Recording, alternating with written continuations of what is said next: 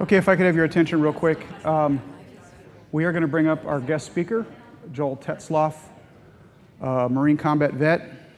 And while he's giving us his story, I would first like to thank all the staff that's helped, but I'd also like to invite them to sit with us and hear Joel's story.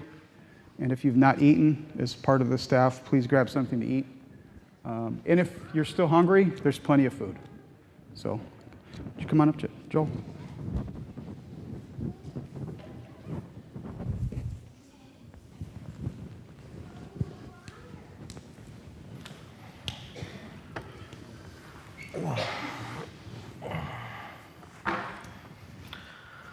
I appreciate you having me on here, and thanks for the staff for the great meal. Appreciate it. Yeah, thanks for being here, Joel. So, I met Joel with a program that I work for about a year and 4 months ago. And I just think that his story is an incredible story of hope, grace, and mercy that can be found in our Lord and Savior. So I'll let him introduce himself and just start with your story. Okay. Well, I'm Joel Tetzloff. I served from 2004 to 2013 in the Marine Corps. Deployed twice over to Iraq from 05, 06, and 07. So I pretty much spent almost 2 years there. And then had a service over in Japan for 3 years. So kind of a background, I grew up right down in Ottawa. You know, my parents had a house in Wales, and I had a really good friend that I spent majority of my childhood with, and just lived in the Ottawa area quite a bit. Wasn't really a faithful family. You know, we went to church for maybe Easter, Christmas here and there, but it wasn't, you know, never got pounded into me, never got brought up to me, never really an open discussion on that. So, came from a family of 6. I was the youngest. Most people say, oh yeah, you're the youngest kid, you're the baby of the family. You know, I was kind of the forgotten baby of the family on this one. My parents had 6, they were kind of burnt out by that time, and you know, didn't really have a relationship with my brothers and sisters except for my next oldest brother. He looked out for me a lot, helped me out, and you know, helped me get jobs, and you know, needed a vehicle, he helped me out, he got me a vehicle, so he was kind of more of a parent to me than my parents were. They weren't mean, they were just kind of, they were off doing their own thing because they were kind of burnt out from kids. So yeah, grew up there and, you know, got in some trouble here and there, and then decided, you know, if I either end up in jail and doing things that I shouldn't have been doing, or join the military. My brother had joined the military, and he had shipped out, and I took over his job working at the farm, and I really enjoyed doing that kind of thing, and I kind of followed in my brother's footsteps. When he enlisted, I got to see MCRD in San Diego, and I was just like, I know what I'm doing. I know what I want with my life. Like, I want a purpose. I want to be a part of that. Like, that looks awesome. You know, standing on that parade deck, I was just like, I know what I want to do. So when I came to age, I went and I did it. So before you came to age, though, I remember in many conversations we've had, you kind of described your late teenhood, kind of being on your own, not really having a manly example, biblical man, or otherwise in the home. So what did that look like? Yeah, my dad, he worked real hard. He was a Vietnam vet, but he had never spoke of it. I don't think he's ever spoke of it. I don't know the years he served, and I don't really know what he did over there because he's a lockbox on that. So I never really understood, you know, like a PTSD style from him. I know he used to come home, he'd work hard for us. He provided for the family, and he was a great dad for that. You know, he gave us everything we need. He gave us a home, shelter, food, all that stuff. But he wasn't involved necessarily. He'd come home, he'd have a few beers, he'd kind of relax, read the paper, he'd go to sleep, he'd get up, he'd go to work the next day, and that was kind of it. He did the housework, he cut the grass, but he wasn't involved, you know, as much. So it kind of felt like neglected. I ended up having disagreements with them when I enlisted. They didn't agree with what I was doing. They thought I was just trying to prove something to my brother, so I actually got kicked out when I was 16. and I left, and I went to my friend's house, which was in Ottawa, and they were really good friends. I spent a lot of time there, so much time there that they gave me chores around the house. So I would ride my bike, the 7 or 11 miles back to Wales, pick up my dirty laundry, and then bring it out there and get it washed, So, I mean, that was I lived on my own. I worked at the farm. I got a co-op program through the high school so I can go to work in the morning so that I can afford my apartment, I was living out in Ixonia then, so. So at this point in your life, nobody's really pouring any kind of legacy into your life at all? No. My brother had already shipped out, and my other brother had actually, my older brother, older than my other brother, he'd actually helped me get the lease on the apartment because I was under 18. I couldn't lease an apartment, so he put his name down because me and him look identical. We are like mirror image. So even his girlfriends used to call on the phone, and I'd answer it, and they'd talk to me for like an hour before they found out that I wasn't, my brother Jesse. So, but. So you enlist and go in the Marine Corps? Yes. Yeah. So I enlisted. I started as a light armored vehicle repairman. I did that for a few months, and then I wanted to go on deployment. My unit was deploying, and I wasn't on the list for deployment. And I was like, well, I didn't join to sit here and just fix things while everyone else went and did the fun stuff. Like, I wanted to go. Like, I'm going. So for months, I asked my staff sergeant, and I'd be like, hey, Staff Sergeant, at the end of the day, they'd be like, hey, is there any questions or concerns for the next day? I'd be like, I'd raise my hand. They'd be like, what? I'm like, can I go on deployment? Is your name on the list? No. Okay. The next day, any questions? Can I put my name on the list? No. Well, this went on for months. Every time I raised my hand, he's like, no, you can't go. Different question, Staff Sergeant. What? What time is PT tomorrow? Or physical training tomorrow? It's at 6. Can I go on deployment? So my first deployment, I actually hounded him so much that he finally said, fine, you can go. There's a couple guys that don't want to. You obviously want to. You can go on deployment. So kind of going down a rabbit hole here. So yeah. So let's just jump into your first deployment. Were there any standout points in that deployment? Yes. So right before I deployed to Iraq, they'd sent me through a quick little dialogue class of how to speak Arabic. And because I had gone through that course, I didn't know it, but when I got overseas, I did my job for a couple weeks, and they found out that I'd done this course, and I went to a quick reaction force, which was for, if something on base happened, or if there was patrols or something that needed to go around base, they would send me along because I could speak Arabic slightly. So I learned it very quickly while I was out there. And I ended up going on patrols constantly. I had stopped doing my initial job, and I was just going on patrols, searching people. Like, I was a search man, so they would stop somebody, I would get out, I would search them, I would speak to them, say, hey, where are you going? Where are you from? Who are you? And you start talking to the locals, and we got to know quite a few of them, and then we started expanding our boundaries. And by doing that, it taught me a lot of leadership skills, and I learned how to connect with a lot of people and talk with a lot of people, and that kind of carried on to my secondary deployment as well. And in doing so, you get to know the locals sometimes, and when I first initially got there, a lot of locals wanted nothing to do with us. And then by the end of my second deployment, a lot of locals would come to us with problems and say, hey, this is what's going on. Hey, there's a bad guy in town. He's doing this, which was great, but a lot of times there's consequences to those actions as well. You care to discuss those consequences? Yeah, I mean, during the deployment, like, you see you lose friends. I've lost a few friends, and it's saddening, and I had a lot of questions from deployments, and I was very angry after deployment and during deployment because I have these guys, they're great guys, father, had 2 kids, great wife, he's like 21 years old, and he's gone. Mm-hmm. He got shot, and that was the end of it. And it stinks because there's guys out there that are married, have kids, and they're out cheating on their wives, doing horrible things, and yet this guy that's a great father is gone, and this guy that's not such a nice guy, not such a good person, was still alive. I was very angry about that, and then there was a lot of situations where the locals had come out and they'd helped out, and they said, hey, this guy's building a vehicle bomb. He's going to blow you guys up.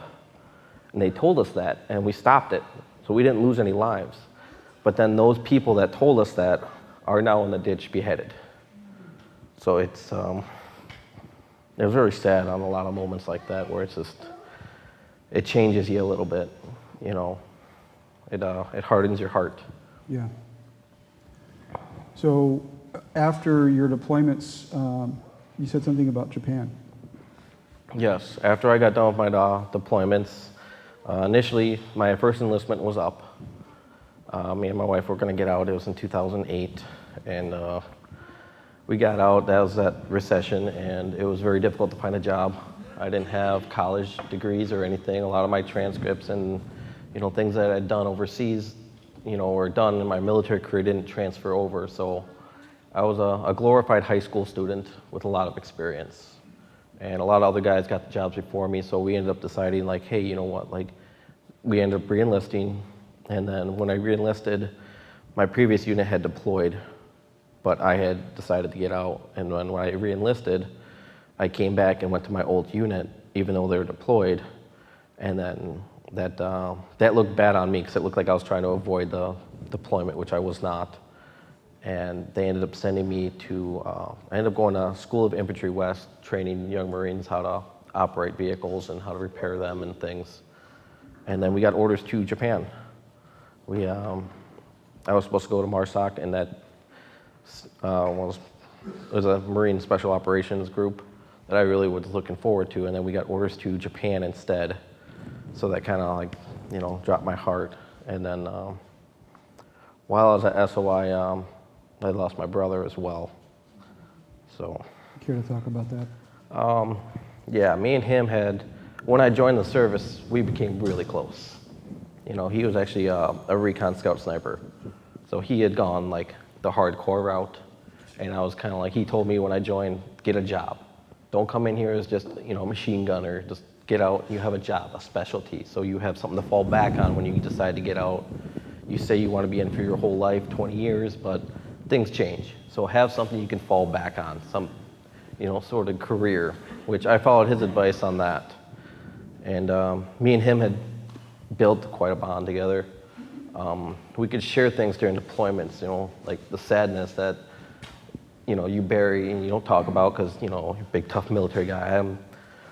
That stuff doesn't faze me. I can, do all kinds of things, and it doesn't scare me. I'm not afraid of anything. It's just a lie. If you're not afraid of something, you're not thinking clearly. And I shared a lot of things with him, and he shared some things with me, but I never realized how one-sided it was. I unloaded all my combat baggage, you would call it. All the things that I'd seen, all the things that hurt me and distraught me and just were eating me up, I could share with him. But looking back on it, he didn't share all of that with me. He shared some stories, but I related with him so closely that I think because he was the older brother, he didn't want to show weakness to me. And when he had taken his own life, it crushed me. It left me to a point where I was alone. I couldn't tell my wife, my beautiful wife right there, I couldn't tell her the things that I had done overseas and the things that I'd seen, because I didn't want her to see me differently.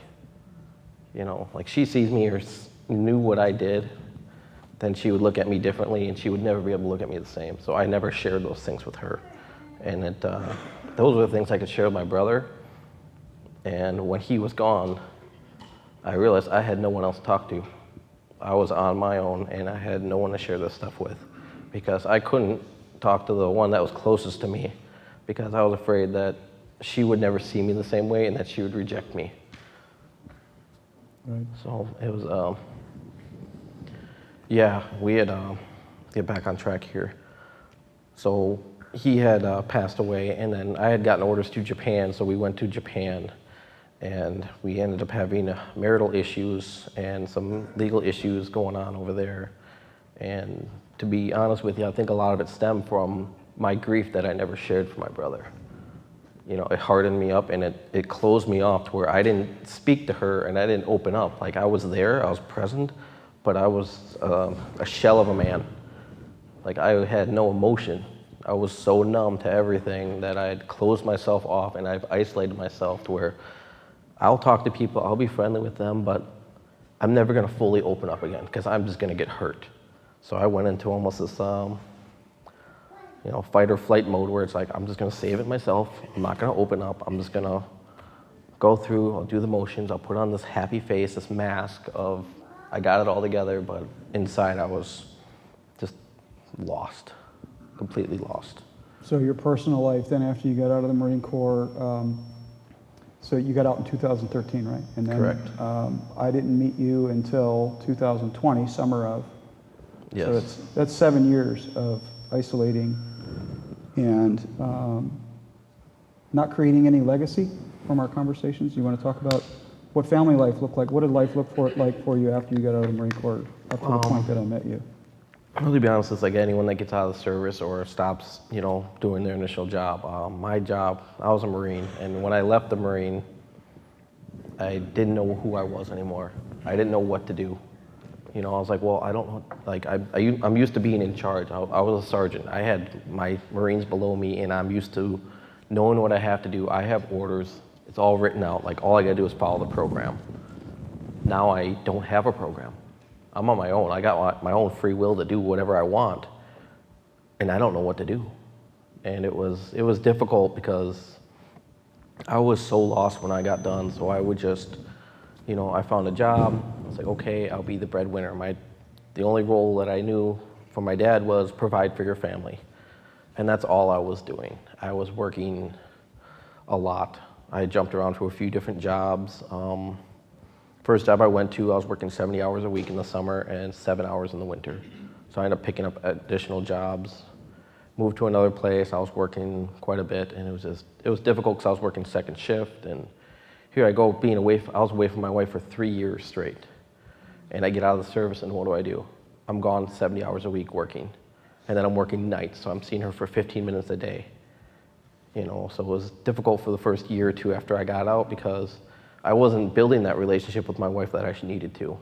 I wasn't reconnecting with her. I was avoiding her. I was avoiding everything. I was going opposite routes. I found another job and I was working long hours. I was paid salary and I was working 60, 70 hours a week because I didn't know what else to do. I didn't want to connect with anybody. I didn't want to, open myself up and share something and be with somebody. Like I isolated myself and kept myself away from them, and I wasn't building anything with my wife and reconnecting in any way. And then we also ended up buying a house.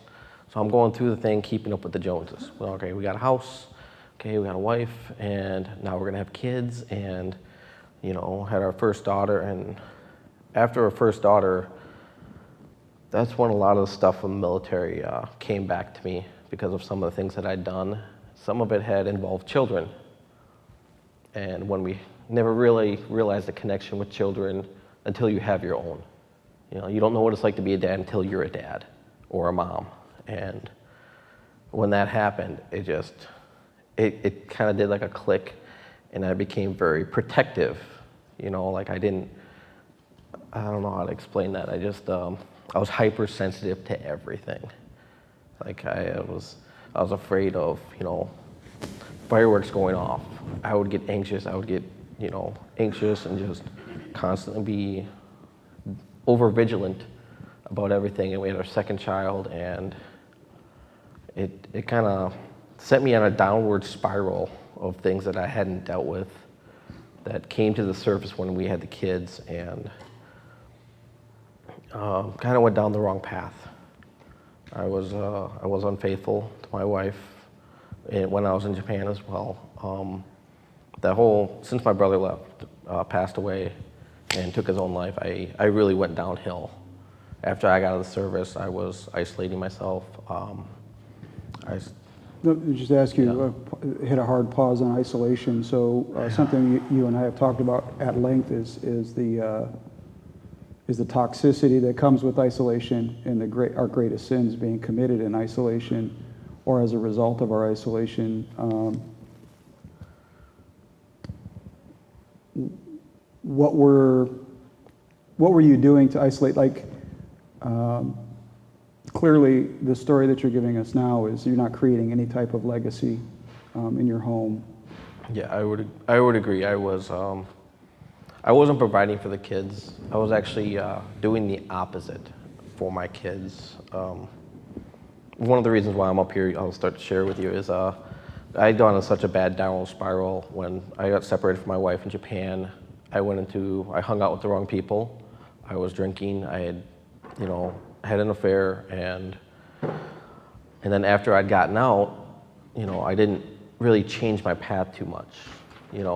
I drank more than I should have. I started, sneaking around doing some other smoking things that I shouldn't have been smoking, and then that led me to other things that were, I wasted a lot of money, things going up my nose, and I was self-medicating with that because the medication I was getting from the VA wasn't good enough. They were giving me medication for my back problems, and it wasn't helping. So I turned to my own resources and started self-medicating, and upon that, more lies upon lies upon lies, like hiding things from her, keeping things from my wife, and hiding things from my kids. And it got to the point where I was so isolated and tried to keep myself that I kept thinking, like, I'm better off. They're better off without me. Like, I'm broken, I'm horrible. Like, she deserves better, the kids deserve better. Like, they'd be better off if I wasn't here. I'm just a paycheck, I'm just a maintenance man. Like, they don't need me. They're better off without me. And it led me to the point where I was building a legacy box, I guess you would call it, where I was putting all my military service, all my trinkets, all the things that I thought my kids would love about me, and I was putting them in a box because that was the box they were going to get when I was no longer there, because I was planning on not being there. This last Christmas was going to be or the Christmas before that, I should say. This last Christmas I was not going to be there for this last Christmas. That was my plan.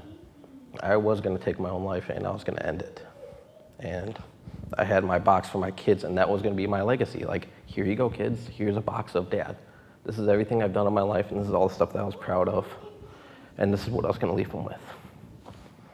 And then, yeah.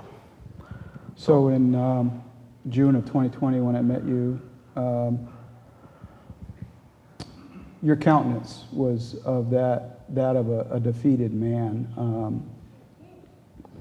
Just to be honest, and once I found out you were local, we were both in Wisconsin. I was at the program. I was kind of attracted to you. You and I started having some deeper conversations. But what happened in that week that you were at this program? What are some of the realizations you came to? What did you struggle with? Because at the end of the week, your countenance was totally different, and your life has changed since then. Yeah. So what did you wrestle with in that week? Well, right before I went to that week, I actually had like an ultimatum from my wife, because she could see me down spiraling, but she didn't know why. She didn't see it because I was really good at hiding things, really good at it. And she kind of gave me an ultimatum, like, you just need to seek help or I'm taking the kids. So that's why I had actually gone to the program. And when I went to that program, I was scared. I didn't want to seek help. I didn't want to be with other military veterans. Like, I'd isolated myself from them because I don't want to relate with them. I don't want anything to do with any kind of warfare, like, because it scarred me so badly. And I had my walls up, and these guys came in and they shared things with me, and I got to relate with them. Like, oh my gosh, like, I know what he's feeling, like, and it hurt me and it tugged at my heart, because it's like, these are feelings that I've dug and put down deep inside of me, and now they're just openly sharing it, and it's just pulling on them strings until it just opened me up, and I was just like, I can't live like this anymore. Like, I am done. I'm broken. I can't. Like, I have all this stuff on my heart and in my mind that I can't get rid of. And by them sharing it, and we opened it all up, and then, they taught me about the Word of God, which I never really had a strong relationship with. And, it all started to make sense. Like, the way they didn't save me. Like, you didn't save me, but through the Lord, it helped me realize where I was going wrong, what I was doing. Like, I was doing opposite of everything that I was supposed to be doing. Right. So the Holy Spirit came in and turned your heart of stone to flesh. Yeah, he opened my heart up, and I realized what I was doing and, like, the negative sides of what I was doing, and it gave me it gave me a purpose, and like realized like, I'm not giving anything for my kids. I'm not providing them anything. That box that I made for them, they're gonna hate me for it. They're gonna hate everything in that box because that's all they have of me. And now, because I'm not there with them through everything else, they're gonna hate anything to do with me. And I realized that's the opposite of what I want for my kids. That's the opposite of what I want. My brother did that, and I have things from my brother that I absolutely cherish and love, but I can't get rid of yet. Right. And I'm still struggling with that. It hasn't gone away, but I'm coming to terms to realize like this is why this all happened. And that's a difficult thing to do, is accept the fact that you need his help. And when you say he, who are you referring to? The Lord, as well as fellowship, other people, like, veterans. If you're a veteran, if you got another EMT out there, like, you're not on your own. Like, I did it for alone so long, and like, I wasn't providing for I was providing them physically, but I wasn't providing what I needed with them. I wasn't giving them a future. I wasn't giving them anything to look forward to. Mm-hmm. It was very short-minded. Yeah. So what does your life look like now? Like, how are you building your legacy, not just with your bride, but with your children? I mean, it's great now. It's we still have our struggles. It's not like a light switch changed and everything was better. When I came back, it was it's a lot of work that goes into it, and a lot of struggling that goes in along with it. But my kids know about God. They sit there and they like to say prayers together every night. And if we don't pray before dinner, they'll stop. What do you want to pray for? I just want to say I love Jesus and God. It's like it's heartwarming to see. And now my kids, I feel like they're much happier now. I'm not angry dad anymore, and now I'm just dad. Yeah. I'm a dad. I'm a person now, not just an angry person all the time. And my kids they're coming. They know God. They like going to church, and they have such a good outlook on life now. It's just unreal, and it really keeps the motivation for you, because it's just the children's love is so pure, and it's, believe it or not, I learn more from my kids about religion than anything else, because I just look at them and be like, even though all this hard stuff is out there and all these horrible things are happening in the world, they just look at it and be like, God will take care of it. Yeah. And it's just such an easy way to look at it, and it simplifies things so much. Right. So you went from hopeless to hopeful, and if I'm hearing you correctly, your relationship, it's about a relationship with God, and from that relationship, pouring into your family. Correct. Yeah, I would agree.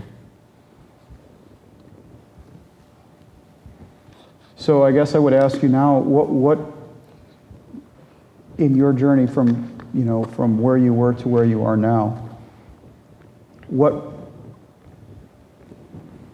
what's your advice moving forward, like for anyone who might be struggling and being and where you were, yeah, or even still holding on to certain things about their past, those things that we consider damaging emotional injury, struggling with PTS issues. What would be your advice? I think it would be, they call it like standing on the X. Right. Where you become the victim, and you are the cause of the problems. You're the reason why other people are unhappy. You're the reason why that Marine died. You're the reason why that family is no longer has, kids and, a wife. And those are things that I was doing. I was putting myself in this spot where I was taking all the blame, and I was absorbing it all and sucking it in and holding on to it. And I guess what I would suggest is don't stand on that. Like, you're not the victim. Like, things happen and you're not at fault. There's so many situations where other things one little thing could have changed, and you're no longer you're not responsible for it. Right. I guess, in like the law enforcement field and EMT field, you have procedures to do things. Like, I had given orders to go and do this thing, and I'm not fully responsible for that, because I was following my orders and I was doing what I was supposed to be doing, and I was doing what I thought was right at the time, and I took that and I accepted responsibility for it myself, even though it was, it was like the military is responsible for this, not me. Like, they're the one that sent me here, and they trained me on this, and that's what they told me to do. And I did it, but now I'm taking full responsibility of it, like as if it was my choice to go over to this other country and kill somebody, or to go over there and do these horrible things. And it wasn't, and I was standing on that X. I was the victim. I was the one that was suffering from PTSD, not trying to move forward from it, just standing there and saying, I'm broken. I don't like fireworks. I don't like, war movies, and woe is me, pity me. Like, I'm a combat vet and I'm wounded. Like, everyone should, just stay away from me, because I'm going to ruin your life too. And that's what I was doing. And I would just say to anyone, just don't be the victim. Don't be the guy that's like, oh, I got PTSD. Like, that was your past. Don't let it define your future. Like, you can move forward. You can grow on that. Like, this is part of God's plan, is to have a past. And I guess for me, it was realizing how broken I was. Like, that was my rock bottom. And thank God it stopped before I was 6 feet under. I stopped on the ground. Yeah. I almost made it to 6 feet under. And every day is a blessing now. And I just look at it and just say, if anyone's out there struggling, got any sort of doubt on themselves, what if, don't. Just give it to the Lord, and just realize that, like, you're not alone as well. There might be somebody else out here that has the same problems. What if this would have happened? Well, it doesn't matter. What's happened has happened. This is part of God's plan. God's plan is bigger than all of us, and we just need to accept it and just say, hey, he's not, it's not necessarily, why is God doing this to me, or why is this happening to me? But look at it as in, what is God trying to teach me? What is he trying to show me? And it can change your entire perspective, and just realize that, like, there's more to it than you can ever comprehend, and just do your part, do what God wants you to do, follow the Bible, and just proceed. Yeah, so it's about perspective, and you mentioned very briefly this idea of getting off the X, and being on the X for most of us that understand it. For those that don't, what it means is to just remain in a position where you're taking constant fire, right, and just remaining on the X. Well, getting off that X gives you a different perspective of the battlefield. It gives you a different perspective of what it is that you're fighting, and I really like and I appreciate that you bring to light that what has happened to us, our trials and tribulations throughout our life, is something that God uses. In hindsight, we see that. In the moment, it can be very difficult as we're traversing those tribulations. But those tribulations bring character, endurance, and endurance, hope. So, or endurance, character, and character, hope. I'm sorry. It's just great to have you here sitting with us, talking with us. You've been a blessing in my life, and a blessing to our group of men. Your story is a great story of how God brings hope, and it's not about a religion, but about a relationship, and not just relationship with Him, but then relationship with others too. I just want to thank you for your time, Joel.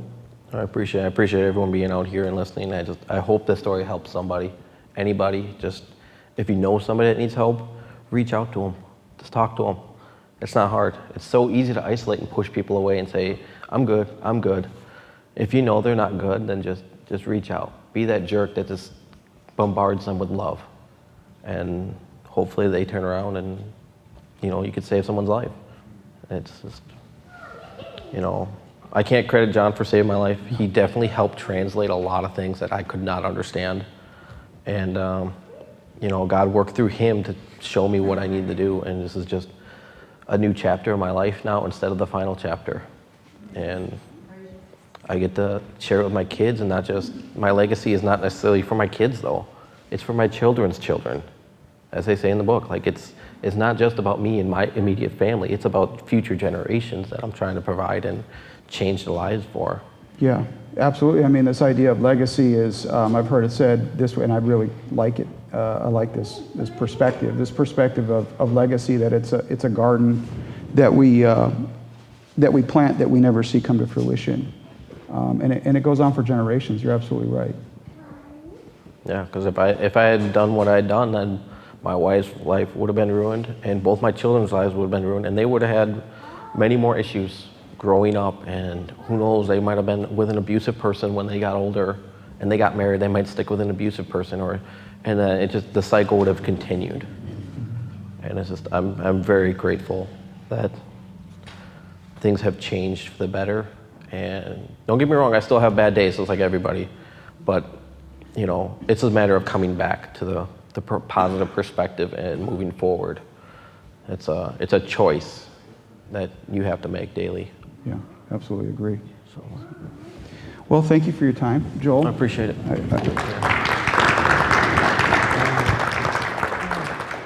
And moving forward.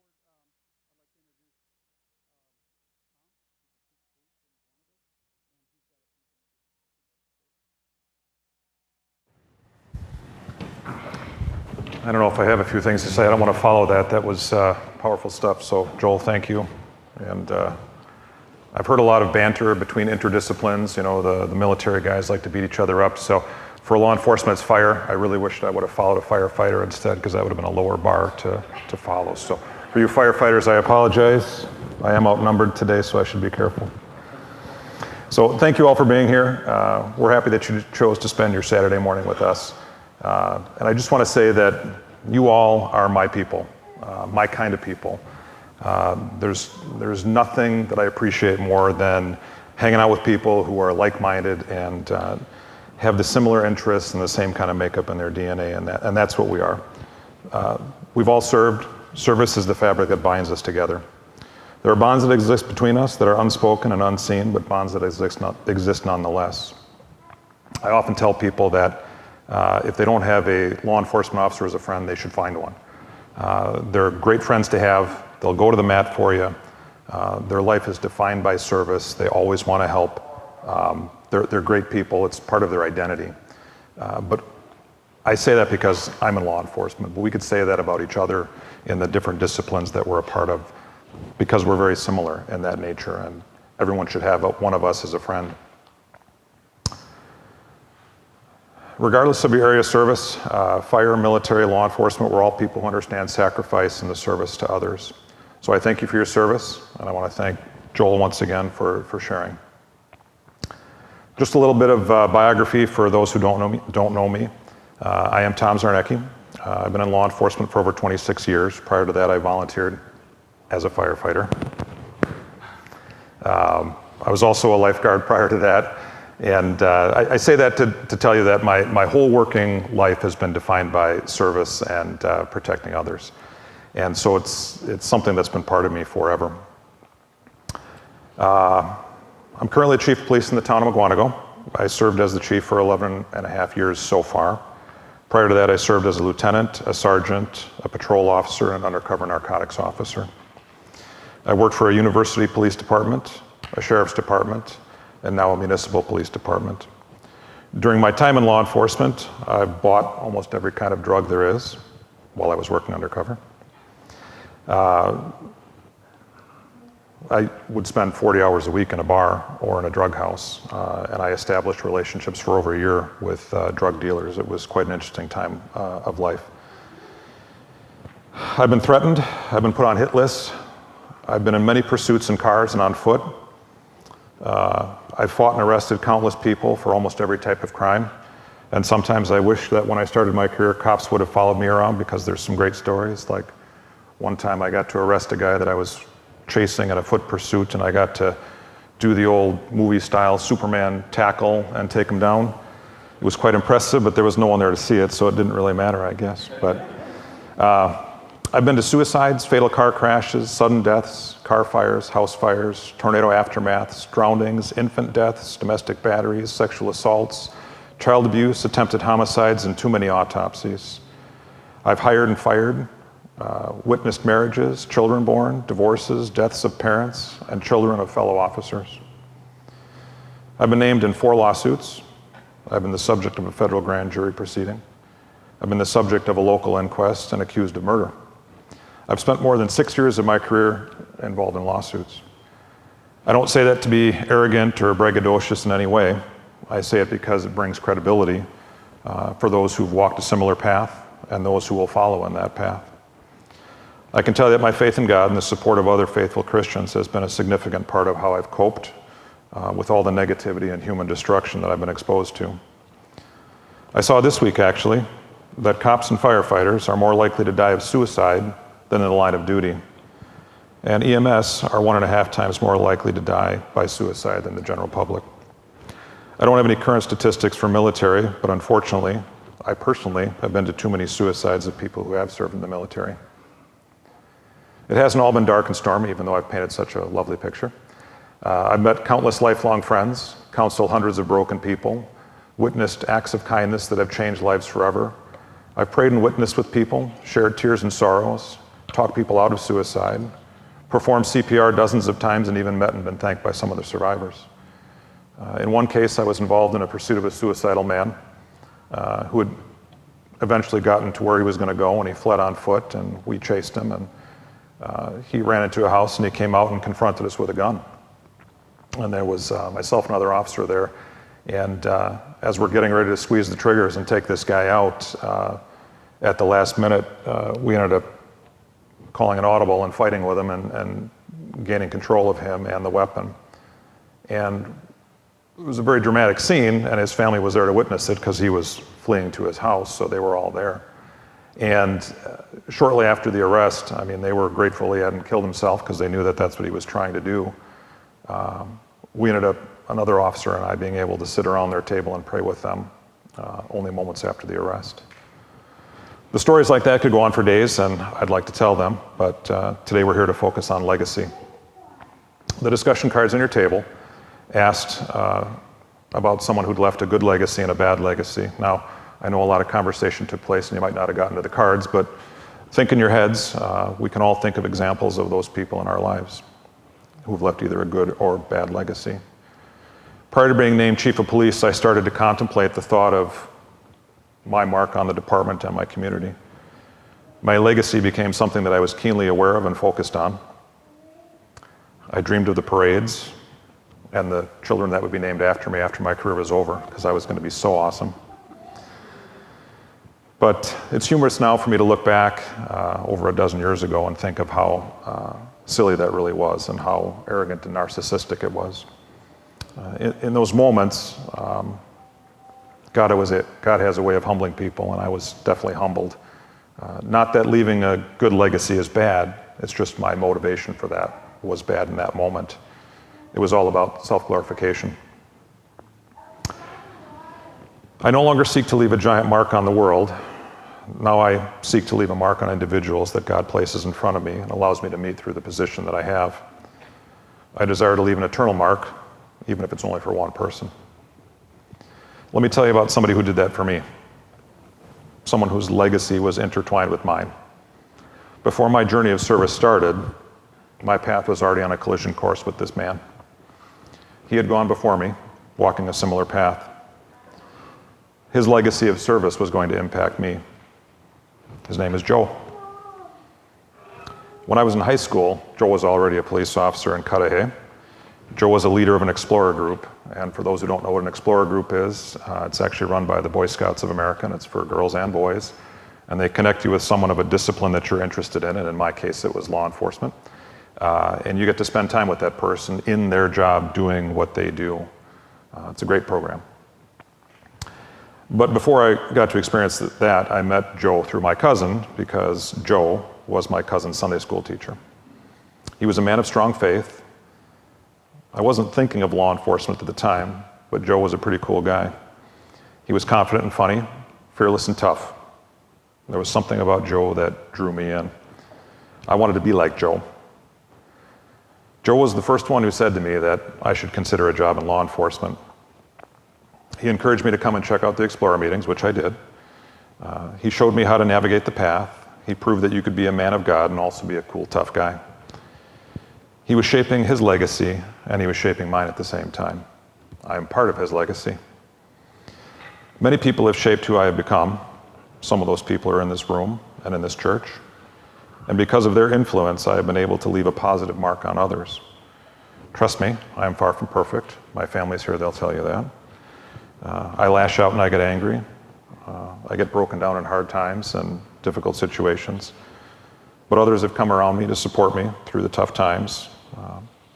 My brothers and sisters in my discipline have shown me how to overcome those things because they've walked through those hard times already. And it's easier to walk through the hard times when you've got someone to walk alongside you who's been through it.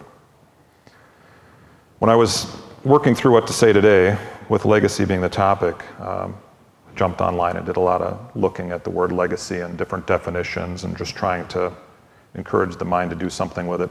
And I came across this information I'm going to read to you now, which I thought was rather fitting, and it paints a good picture, at least for me. And here it is. Where do you think the best place to plant a young tree is? A clearing, an old growth forest, or an open field? Ecologists tell us that a young tree grows better when it's planted in an area with older trees. The reason it seems is that the roots of the young tree are able to follow the pathways created by former trees and implant themselves more deeply. Over time, the roots of many trees may actually graft themselves to one another, creating an intricate, interdependent foundation hidden under the ground. In this way, stronger trees share resources with weaker ones, so that the whole forest becomes healthy. That's legacy, an interconnection across time, with a need for those who have come before us and a responsibility to those who have come after us. We will leave a legacy. We have influence over others.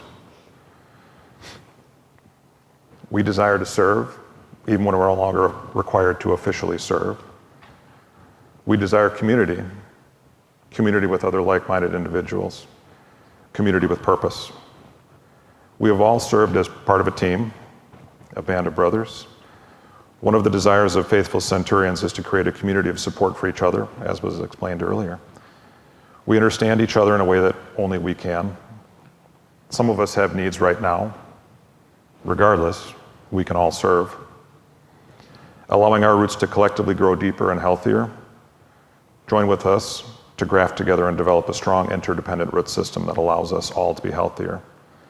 Because when we're all healthier, we can all reach others and make them healthier as well.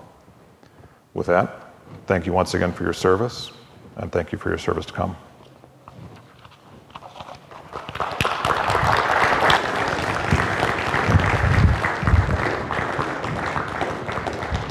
Thank you, Tom. So as we close, I'd first like to thank all of you for attending this morning and allowing us to serve you and your families.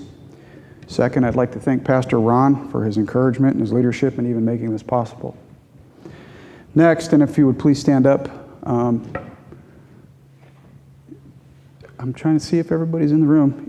Can you grab everybody? I'd like to recognize the committee we put together because they have done a lot of work to bring this to you today. So as soon as everybody's in the room.